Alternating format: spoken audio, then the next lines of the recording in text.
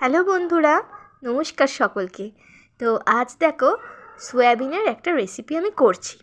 তো সয়াবিনের ঝোল সবসময় তো ভালো লাগে না খেতে, তো ভাবলাম যে এইভাবে একটু আজকে করি। তো দেখো সয়াবিনটা আমি একটু নুন হলুদ দিয়ে ভেজে নিয়েছি। তারপরে আমি কড়ায় দিয়েছি পেঁয়াজ কুচি, কাঁচা লঙ্কা চেরা আর দিয়েছি ক্যাপসিকাম। তো দেখো আমি ভালো করে একটু ভেজে নিচ্ছি।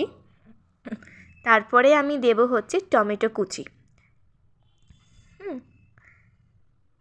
এবার টমেটো কুচিটা দেওয়ার পরে একটু নুন দিয়ে দেব। তারপরে দিয়ে দেব হচ্ছে আদা রসুনের পেস্ট।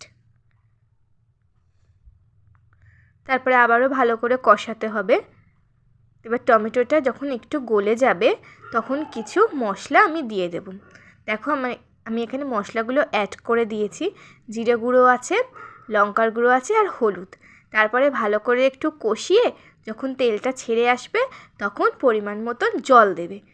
জলটা কিন্তু খুব একটা বেশি আমি এখানে দিইনি দেখো। এবার এই ভেজে রাখা সয়াবিনগুলোকে আমি ঝোলটা ফুটে উঠলে দিয়ে দেবো।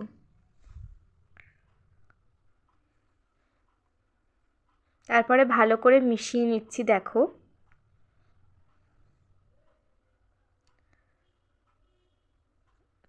তারপরে কিছুক্ষণ ফুটিয়ে নিলেই আমাদের এই সয়াবিনের ঝাল রেডি।